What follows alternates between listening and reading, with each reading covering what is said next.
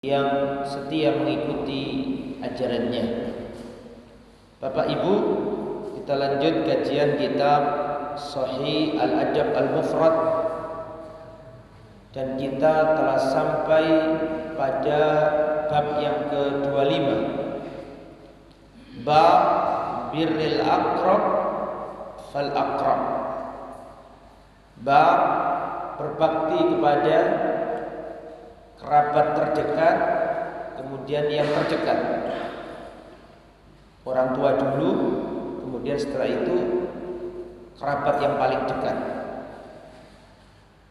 Hadis yang pertama dalam bab ini Anil Miqdam bin Ma'di Karib, dari sahabat Nabi yang mulia yang bernama Miqdam bin Ma'di Karib,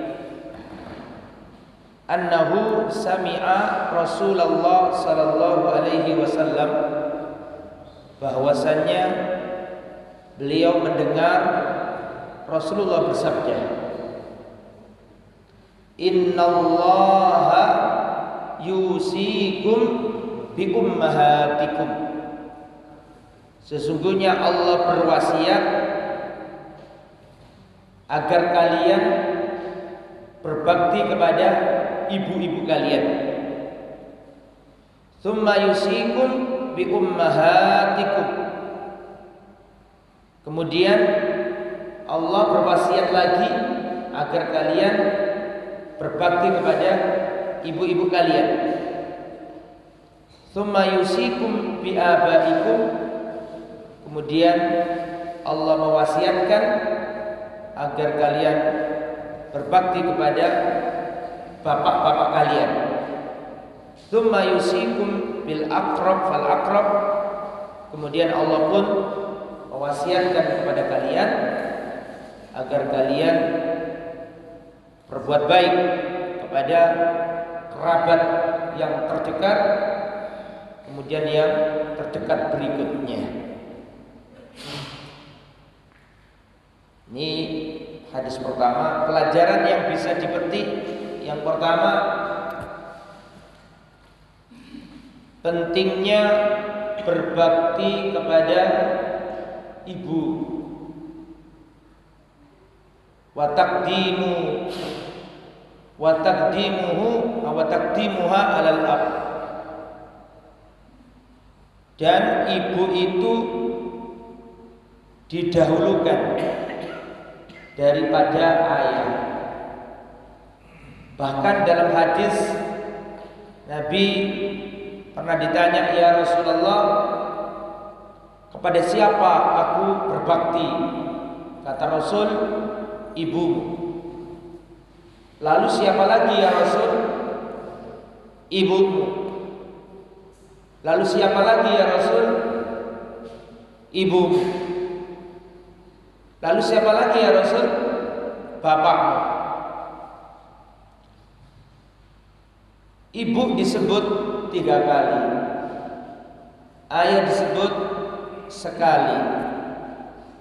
Sebagian ulama menjelaskan kenapa seorang ibu disebut 3 kali sedangkan ayah disebut sekali. Jawabannya karena seorang ibu memiliki 3 hal, dan 3 hal ini tidak dimiliki seorang ayah. Apa 3 hal itu? Yang pertama, ibu mengandung, sedangkan ayah tidak mengandung. Nomor 2, ibu melahirkan, sedangkan ayah tidak bisa melahirkan.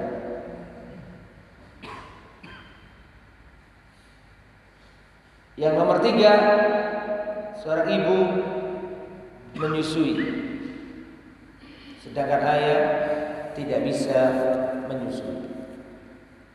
Jadi itu 3 hal. Sehebat-hebat ayah tidak bisa melakukan 3 hal di atas. Sehingga Nabi mengatakan ibumu, ibumu, ibumu. baru setelah itu ayah. Itu pelajaran pertama. Pelajaran yang nomor 2 sekarang,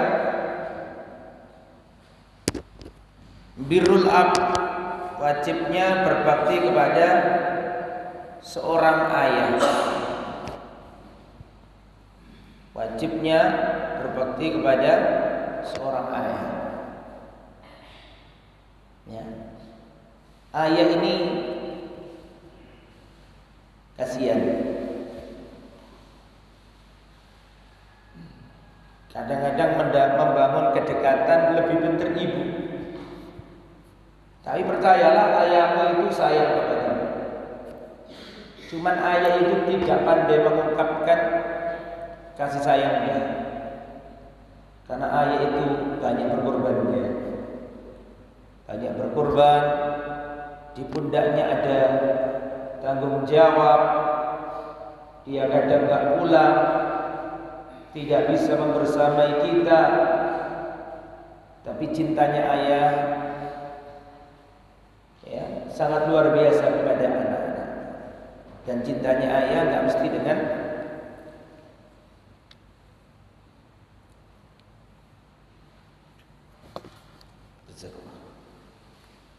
maka jangan sampai kita lupa dengan kebaikan-kebaikan ayah kita.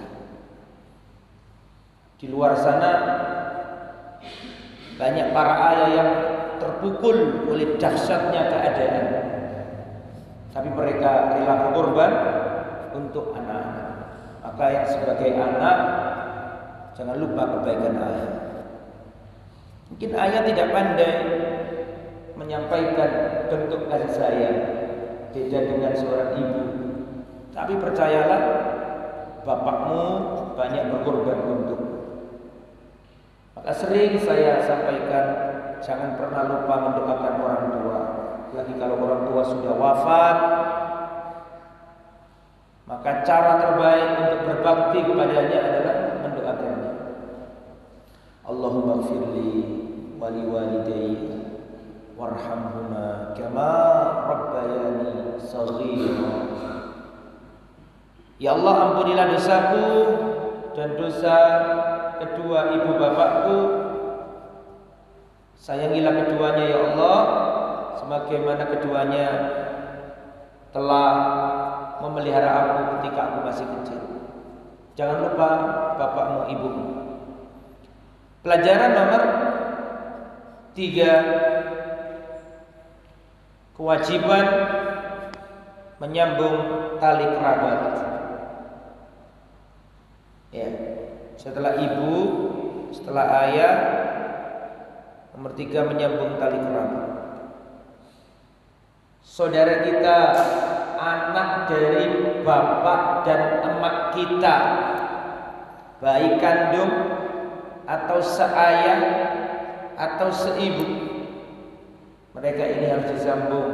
Paman kita, Pak D-nya kita, sepupu kita, harus disambung. Rasulullah itu orang yang penyayang terhadap keluarga.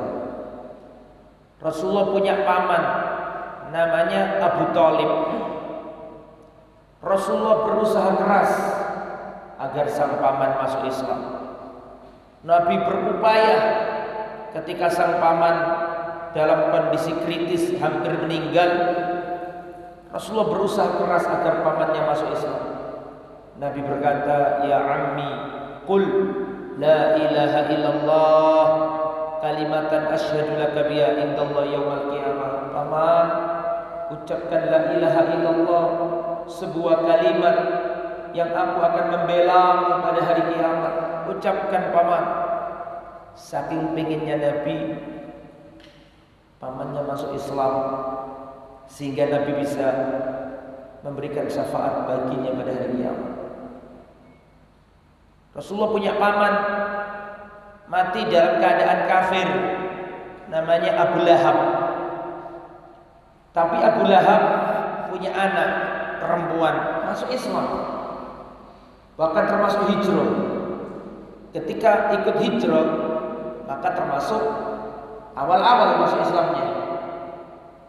masuk kategori surat At-Taubah ayat 100. Was-sabiqunal awwalun minal muhajirin wal ansar walladzina ittaba'uuhum bi ihsan radhiyallahu anhum wa radu'an. Dan orang-orang yang terdahulu yang awal-awal masuk Islam dari kalangan muhajirin dan ansar serta orang yang mengikuti mereka dengan baik, radhiyallahu anhum, Allah ridho kepada mereka. Dalam riwayat, anaknya Abu Lahab masuk Islam, perempuan, cewek, namanya Durrah binti Abu Lahab. Beliau ikut hijrah ke Madinah. Kemudian ada orang yang berbicara negatif tentang Durrah ini. Kamu anaknya Abu Lahab.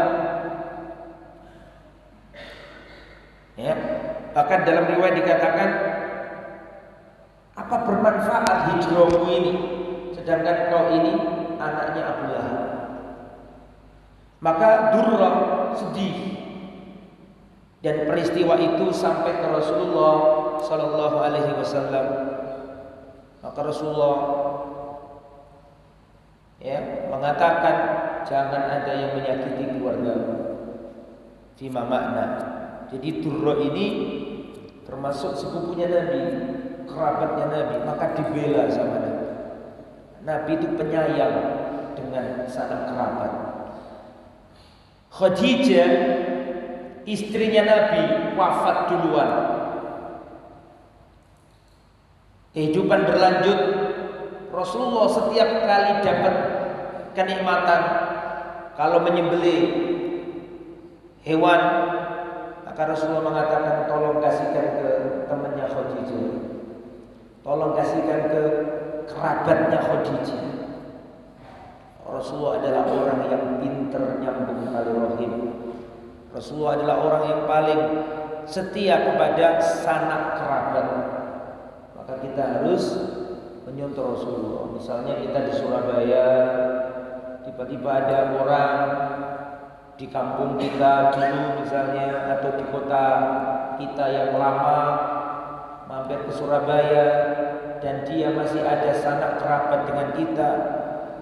Ini ghanimah yang Allah kirim untuk kita.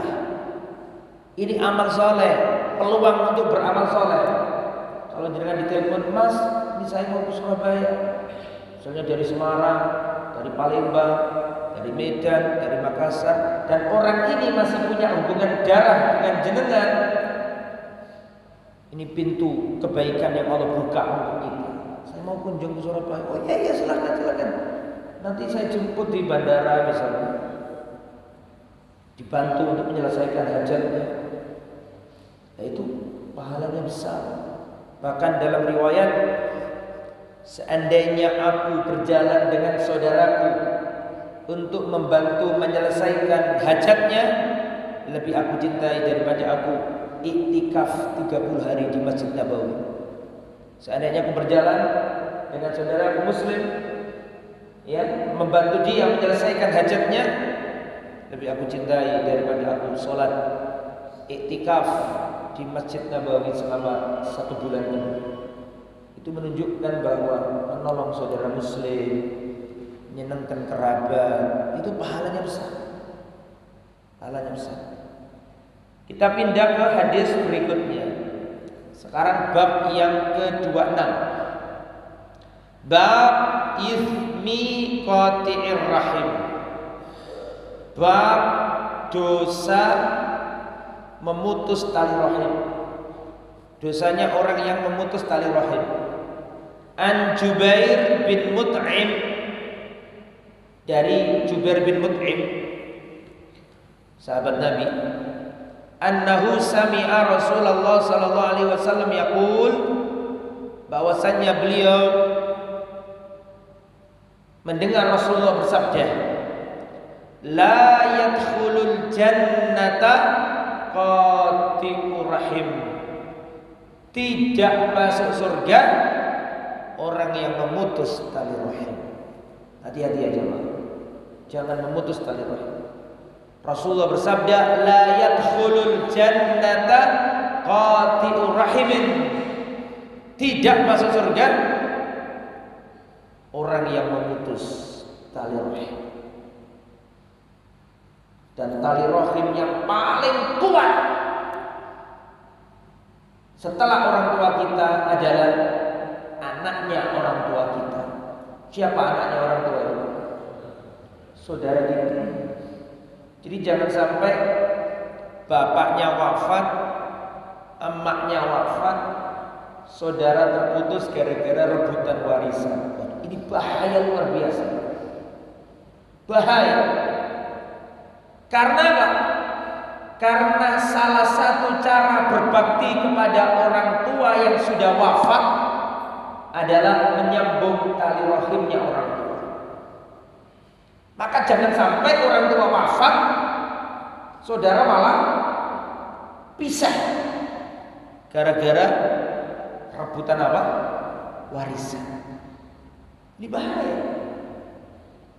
Padahal di antara cara berbakti kepada orang tua yang sudah wafat nyambung tali rahimnya. Loh, ini orang tua wafat malah pisah.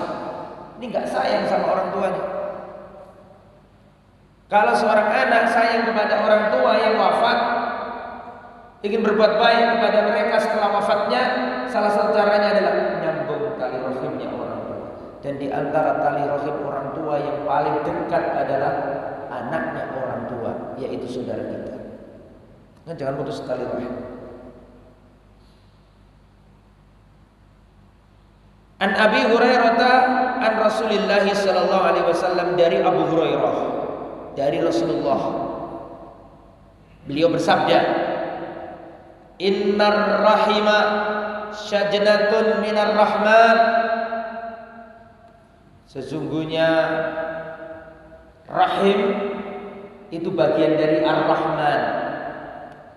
Jadi kata-kata ar-Rahim, tali rahim, itu satu akar kata dengan nama Allah Ar-Rahman, Ar-Rahim. Saya ulangi, kata ar-Rahim, tali rahim, itu diambil dari akar kata yang sama dengan salah satu nama di antara nama-nama Allah, atau bahkan dua nama Allah, yaitu Ar-Rahman, Ar-Rahim. Dari huruf Ra, Ha, Mim, Rahim, sama dengan Ar-Rahman, Ar-Rahim, dari akar kata yang sama. Taqulu, tali silaturahim berkata. Jadi tali rahim itu nanti pada hari kiamat bisa ngomong. Taqul, dia berkata, ya Rabbi inni dulimtu, ya Allah aku terdolimi. Ya Rabbi inni kuti'tu, ya Allah aku diputus. Ya Rabbi inni ya Allah, sesungguhnya aku dibeginikan, sesungguhnya aku dibeginikan. Fayujibuha, maka Allah menjawab ucapannya tali rahim tadi. Allah berkata, ala tardaina an aqta man qata'aka wa asil man wasalak. An aqta man qata'aki wa asila man wasalaki. Hei tali silaturahim, apakah engkau ridha aku akan putus orang yang memutuskanmu, dan aku akan nyambung orang yang menyambungmu. Ini nggak ada keterangan pada hari kiamat, nggak ada keterangan. Jadi ini mungkin sekarang tali rahim akan berkata kepada Allah, ya Allah aku didolimi, ya Allah aku diputus, ya Allah aku begini, mengadu tali rahim ini kepada Allah. Dan Allah menjawab, apakah engkau ridha wahai tali rahim, aku memutus orang yang memutusmu, dan aku menyambung orang yang menyambung. Jadi nek ana wong mutus tali rahim, Allah putus rahmatnya. Nek ana wong seneng nyambung tali rahim, seneng berangkat ke paman, Pak D, Bude, ponakannya ayah, misanan, seneng dengan kerabat, maka Allah nyambung dia. Ketika dia nyambung tali kerabatnya, Allah sambung dia. Dan jika dia mutus tali kerabat, Allah putus dia. Maka hendaklah kita perhatian dengan tali rahim kita. Rasulullah itu senang dengan keluarga. Rasulullah cinta dengan keluarga. An Sa'id ibn Sam'an, sami'tu Aba Hurairah yata'awwadu min imarati sibyan was sufaha. Aku mendengar Abu Hurairah berlindung dari kepemimpinan bocah. Jadi Abu Hurairah itu berlindung dari pemimpin yang bocah. Abu Hurairah yata'awwadu min imarati sibyan. Abu Hurairah berlindung kepada Allah dari kepemimpinan para bocah-bocah, wasufaha dan orang bodoh. Nah, ini menunjukkan anak kecil atau orang bodoh tidak boleh jadi pemimpin. Ya, menurut hadis ini.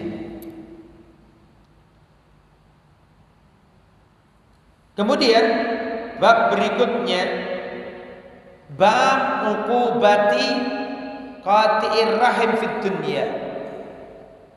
Bab hukuman orang yang memutus tali rahim di dunia, bukan di akhirat, di dunia.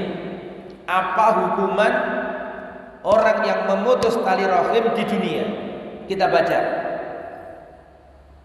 An Abi Bakrah, dari Abu Bakrah qala, beliau berkata, qala Rasulullah sallallahu alaihi wasallam, Rasulullah sallallahu alaihi wasallam bersabda, ma min danbin ahra an yu'ajjilallahu li sahibihi al-uqubata fid dunya ma'a ma yudakharu lahu fil akhirah min qati'atir rahim wal baghi.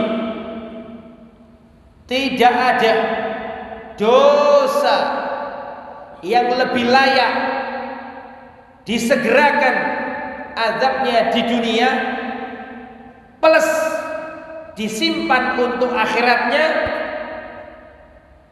daripada dosa memutus tali rahim dan dosa kezaliman.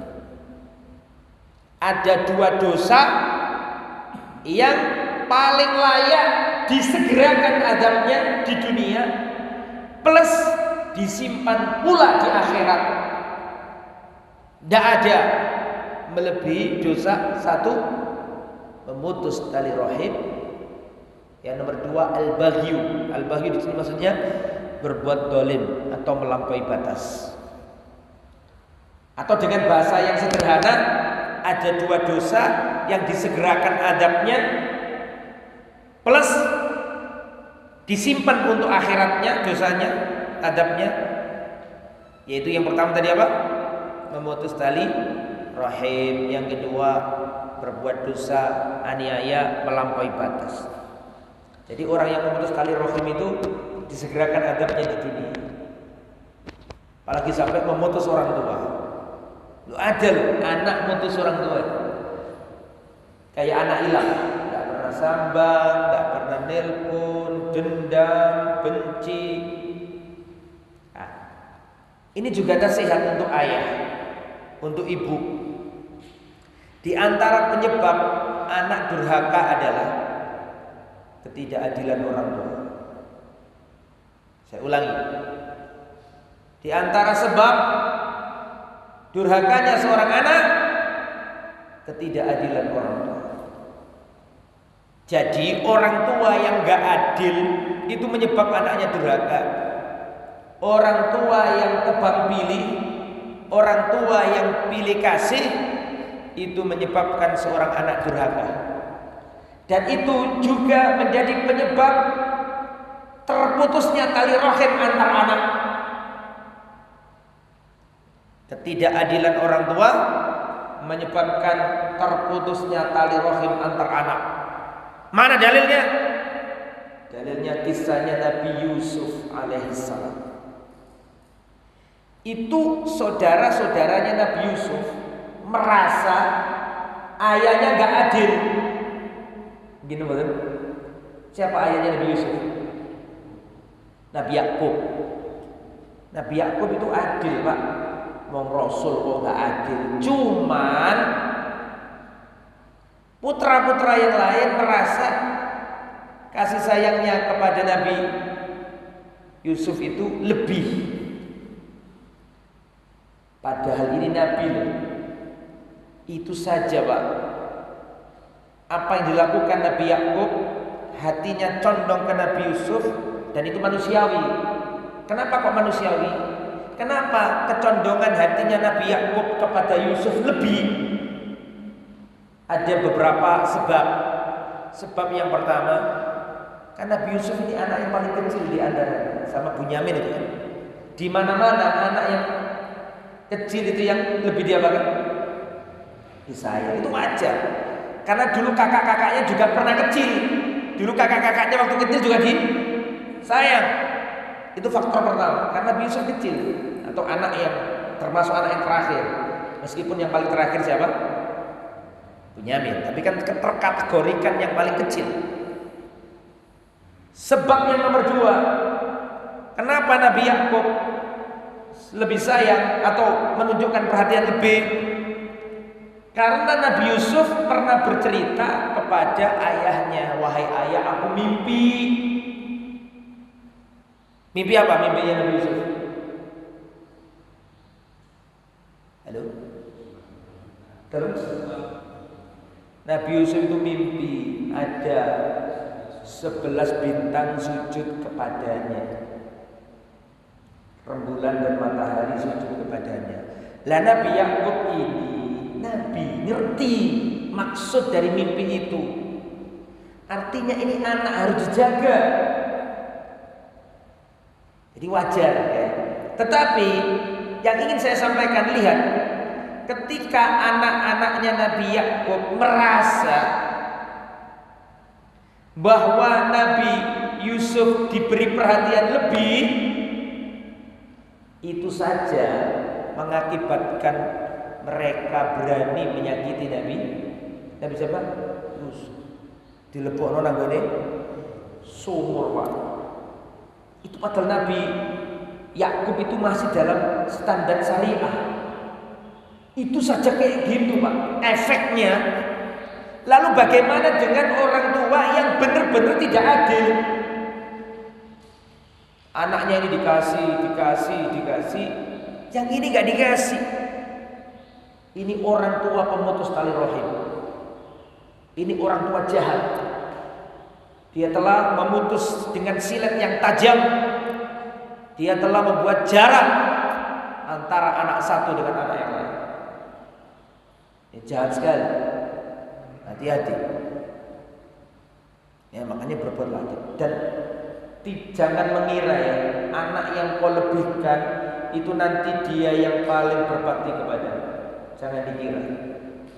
Justru realitas sering mengatakan anak yang engkau sia-siakan dalam tanda petik, tidak kau miliki perhatian lebih, tidak kau kasih banyak, justru dia adalah anak yang berbakti. Makanya bertakwalah kepada Allah dengan anak-anakmu. Adillah terhadap anak-anakmu. Kamu gak tahu siapa di antara anakmu yang paling berbakti kepadamu. Kamu gak tahu. Ada seorang sahabat Nabi, Pak, datang ke Nabi, ngomong ke istrinya, aku mau ngasih anakku itu tanah atau uang, harta. Kata istrinya, jangan. Sampai kau datangi Rasulullah, agar Rasulullah menjadi saksi pemberian itu kepada anakmu. Jangan dikasih sampai kau datang ke Nabi.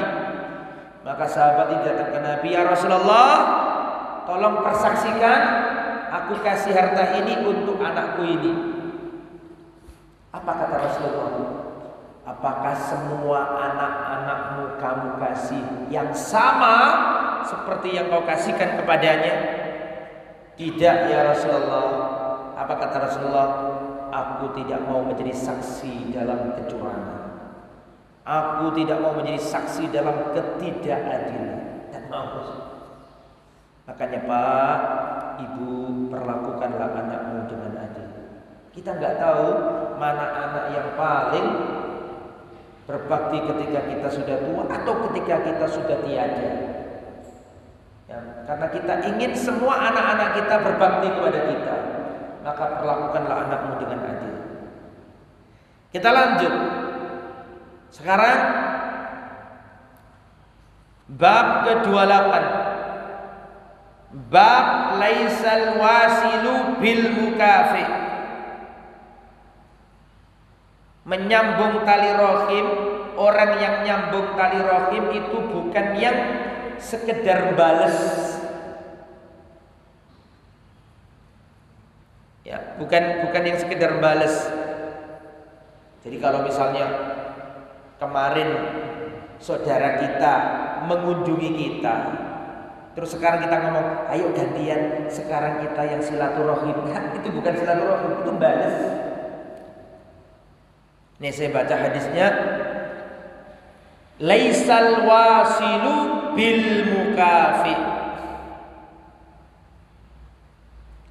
Bukanlah orang yang menyambung tali rahim itu yang sekedar balas. Walakinnal wasilah alladzi idza quti'at rahimuhu wasalaha. Bukan nyambung tali rahim orang yang sekedar balas, bukan. Tetapi orang yang menyambung tali rahim adalah orang yang diputus tali rahimnya, tapi dia masih mau menyambungnya. Tapi kalau gelem nyopo nek disopo, gelem ngunjungi nek dikunjungi,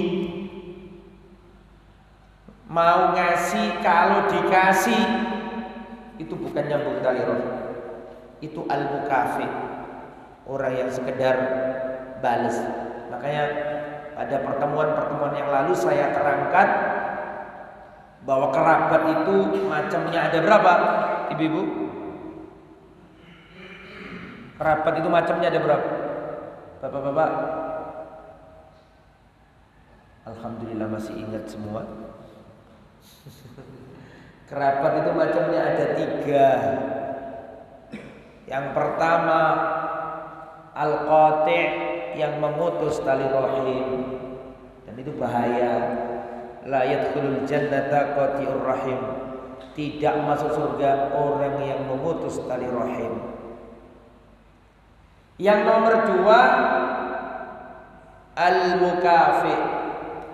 Al-mukafi yang sekedar balas. Yang tadi yang saya sampaikan, sekedar balas. Mau nyambung kalau disambung, mau memberi sesuatu kalau diberi sesuatu, mau menyapa kalau disapa duluan, itu al-mukafi. Yang nomor 3 al-wasil, orang yang menyambung tali rahim. Rasulullah mengatakan, laisal wasilu bil mukafi. Bukanlah orang yang nyambung tali rahim itu yang sekedar balas. Walakinnal wasila alladzi idza quti'at rahimuhu wasalaha. Tapi orang yang nyambung tali rahim adalah yang jika tali rahimnya diputus tapi dia masih tetap mau nyambung. Itu sing pahala gede. Ya, Allah berkata, ya, aku akan menyambung orang yang menyambungmu. Allah berkata kepada tali rahim, aku akan menyambung orang yang menyambung. Nah, selanjutnya, nah ini lumayan panjang hadisnya ini, perlu konsentrasi. Bab 29. Bab fadli man yasila darrahimid dhalim. Bab keutamaan nyambung tali rahim kepada orang yang dhalim. Dhalim loh ini. Ya. punya paman, punya pakde, punya saudara, tapi gak baik. Apakah tetap suruh nyambung? Abu Dzar Al-Ghifari pernah diberi 7 wasiat oleh Nabi. Salah satu wasiatnya adalah an asila rahimi wa in jafani. Aku diperintahkan Nabi untuk menyambung tali rahimku wa in jafani, meskipun kerabatku itu jafani, kasar kepadaku, tidak baik kepadaku, ya, kering keruntang kepadaku, tetap aku disuruh nyambung. Itu salah satu wasiat Rasulullah kepada Abu Dzar, an asila rahimi wa in jafani. Aku diperintahkan untuk nyambung tali rahimku meskipun kerabatku itu berlaku tidak baik kepadaku. Itu sulit, tapi pahala gede. Anil Barra qol, dari sahabat Nabi Al-Barra, ja'a a'rabiyun, telah datang orang Badui, orang Arab Badui kepada Nabi. Perhatikan, para sahabat itu kalau ada orang Arab Badui datang ke Nabi itu para sahabat senang, karena mesti tanyanya yang aneh-aneh, yang mana para sahabat itu enggan menanyakannya, sungkan Nabi. Tapi orang Arab Badui ini kan bisa dikatakan kurang toto kromo. Kadang-kadang takon sing aneh-aneh. Maka kalau ada datang orang Arab Badui ke majelisnya Nabi, itu sahabat seneng, mesti takon sing aneh-aneh, mesti takoni hal-hal yang para sahabat itu malu menanyakannya. Oke. Ja'a a'rabiyun, datang orang Arab Badui berkata, ya Nabi Allah, wahai nabinya Allah, alimni amalan yudkhilunil jannah, tolong ajarkan kepadaku amalan yang memasukkan aku ke surga. Subhanallah, ini pertanyaan to the point, pertanyaan intinya inti. Wahai Nabi Allah, ajarkan kepadaku amalan yang memasukkan aku ke surga. Beliau berkata, Rasulullah menjawab, la in kunta aksartal khutbah laqad aradtal mas'alah. Engkau ini mengucapkan kalimat yang pendek, tapi menanyakan pertanyaan yang jawabannya panjang. Paham maksudnya? Omonganmu itu singkat, ya Rasulullah ajarkan amalan agar aku masuk surga. Ringkes pertanyaannya. Engkau telah menyingkat pertanyaan, perkataan, tapi engkau telah memaparkan permasalahan yang harus dijawab panjang. Maka Nabi menjawab, yang pertama, a'tikin nismah au nasmah, merdekakanlah budak. Wa fukkar raqabah, dan bantulah orang lain membebaskan budak.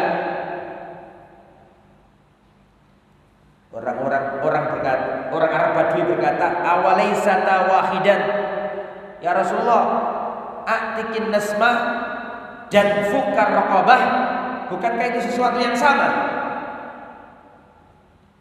Kata Nabi, tidak. Adapun yang pertama maksudnya adalah memerdekakan budak. Adapun yang nomor 2 maksudnya adalah membantu orang lain untuk membebaskan budak.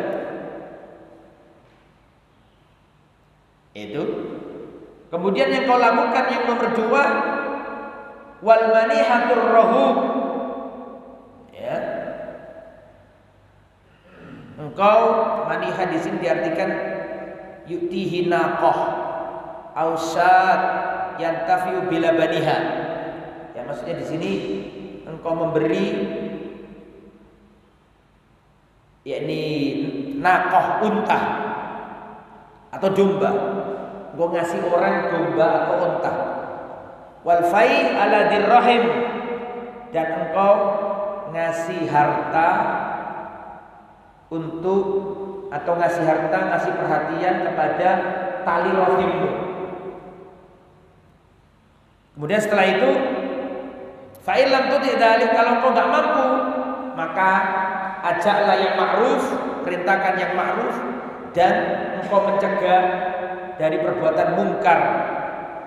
Kalau kamu nggak bisa juga, tahanlah lisanmu kecuali dari ucapan yang baik.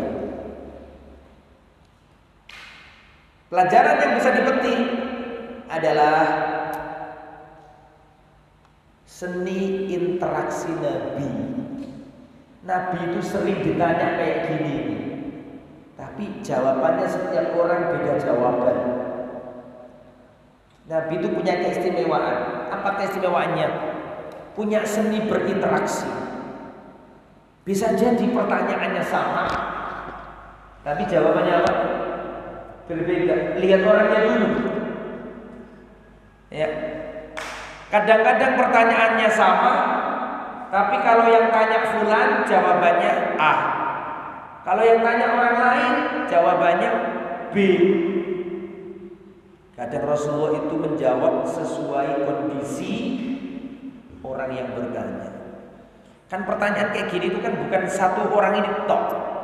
Banyak riwayat, ya Rasul ajarkan kepadaku amalan yang kalau aku lakukan aku masuk surga. Dan kalau kita teliti tadi, semuanya adalah amalan yang kebaikannya tidak untuk diri sendiri. Tadi kan kalau kita lihat jawaban-jawaban Nabi tadi, semuanya itu amalan yang bermanfaat untuk orang lain. Memerdekakan budak, membantu orang lain memerdekakan budak, menyambung tali rahim, amar ma'ruf, nahi mungkar. Kalau nggak bisa, tahan lisan. Itu kan jawaban panjang tadi kan bisa disimak, bisa disimpulkan bahwa amalan-amalan yang bisa mendatangkan manfaat untuk orang lain. Pelajaran nomor 2, keutamaan memerdekakan budak. Ustaz, apakah dalam Islam ada budak? Ada. Ya.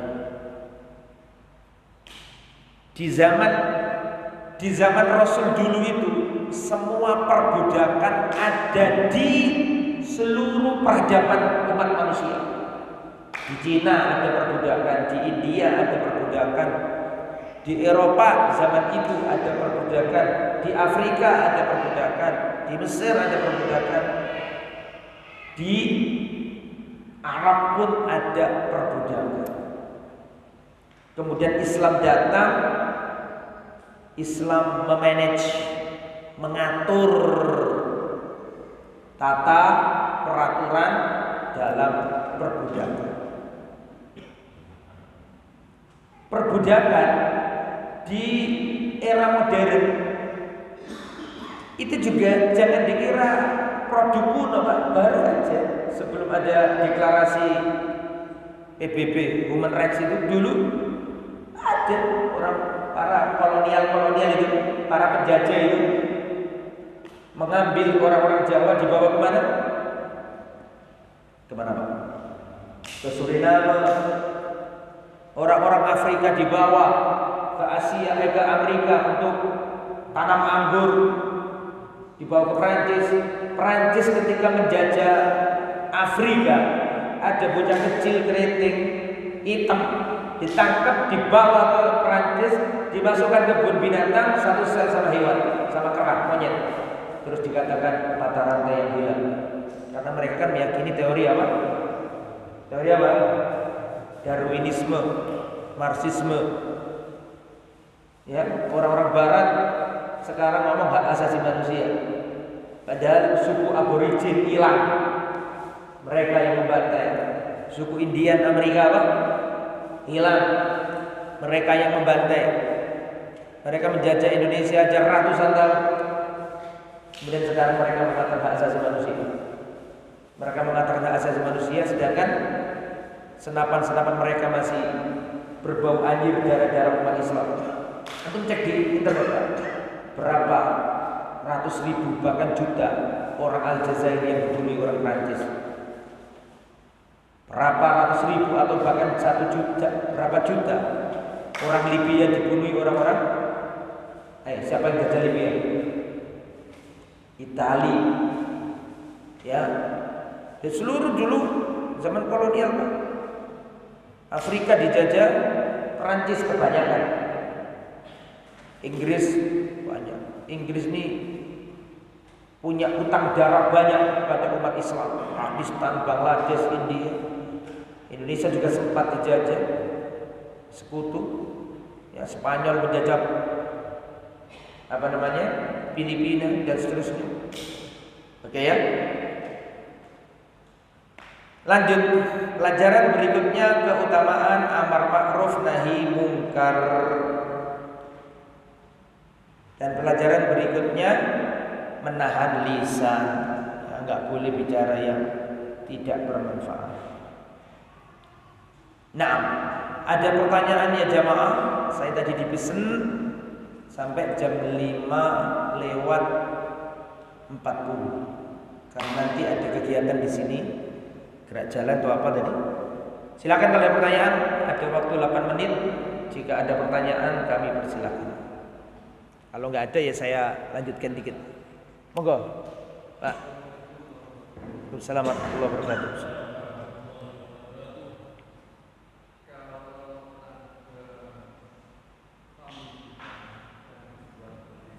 Gitu.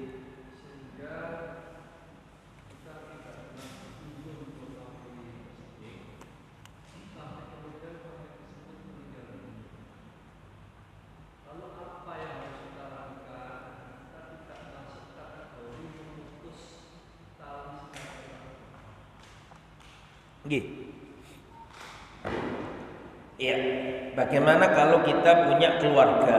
Keluarga ini dolim, nyakiti kita, atau berbuat jahat kepada kita terus mati. Apa yang harus kita lakukan? Boleh memaafkan, boleh tidak memaafkan. Tidak memaafkan itu hak. Kalau misalnya harta kita dirampas dia, atau dia pernah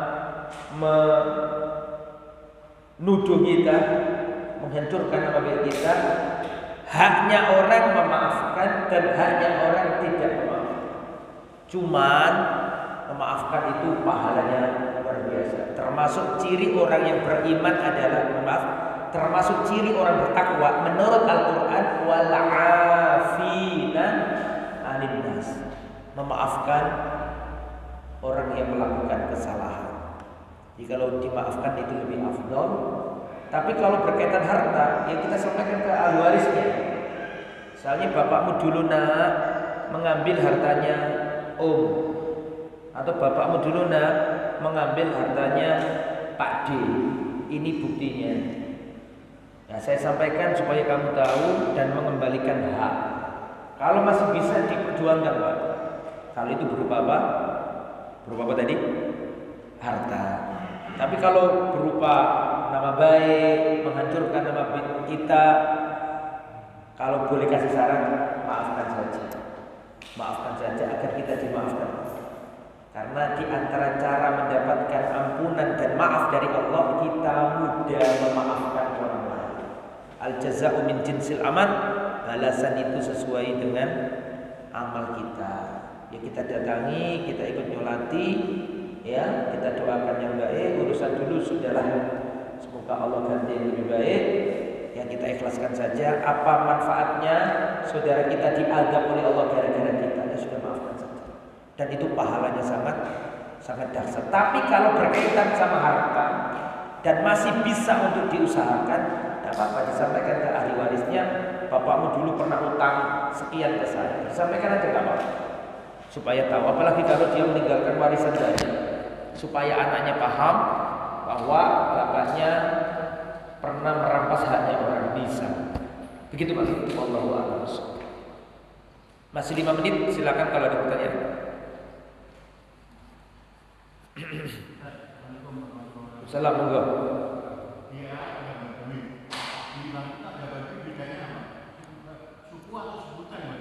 Oke. Dalam bahasa Arab, Badui itu bahasa Arabnya A'rabi. Orang Arab bahasa Arabnya Arabi, jadi ada beda. Ada Arabi, ada A'rabi. Kalau Arabi itu orang memiliki ras Arab. Kalau A'rabi itu nggak mesti Arab.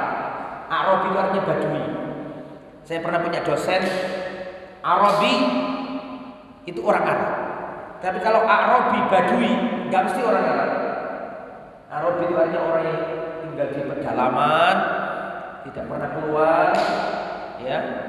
Jadi kalau misalnya Ustadz di daerah Banten, di daerah Jambi kalau nggak salah ya, di daerah Sumatera itu ada Badui. Apakah itu sama? Kalau pertanyaannya itu ras, ya jelas beda. Yang sana rasnya Arab, yang sini ras Melayu atau ras apa? Nusantara ya. Tapi ada kesamaan. Kesamaannya apa? Terisolir dari orang apa? Luar. Cuma kalau orang Arab Badui itu dulu Pak, meskipun di lembah, tapi mereka bisa ke kota, bisa belanja, tapi balik ke kampungnya, ke pedalamannya, dan ada ciri khas mereka. Ciri khas orang Badui itu dalam tanda kutip kurang ngerti toto kromo. Masih ingat nggak dengan ada orang Arab Badui datang ke masjid Nabi terus apa? Kencing. Itu ciri khas mereka. Kalau bahasa kita itu udik, ngerti udik? Desa datang ke kota, ayo mangan sak mangan beda dengan kota, suarane ya kecapane ya bener. Bisa dipahami gitu. Nah itu Badui, ini orang Badui, nggak pernah di kota. Nah, cuman kalau yang saya lihat Badui yang ada di Indonesia itu yang terisolir. Dia nggak mau terbuka, nggak mau membuka modernisasi, hidupnya pakai rumah yang sederhana, nggak mau ada HP, bahkan ada yang listrik ya. Kalau di Indonesia. Nah ini, tapi ada kesamaannya sama-sama di pedalaman. Wallahu a'lam. Cukup nggih? Semoga bermanfaat. Mohon maaf atas segala kekurangan dan kekhilafan. Ini belum waktunya suruk ya? Sambut. Subhanakallahumma wa bihamdika asyhadu an la ilaha illa anta astaghfiruka wa atubu ilaik. Wassallallahu ala nabiyyina Muhammad wa ala alihi wa sahbihi ajma'in wa akhiru da'wana alhamdulillahi rabbil alamin. Wassalamualaikum warahmatullahi wabarakatuh.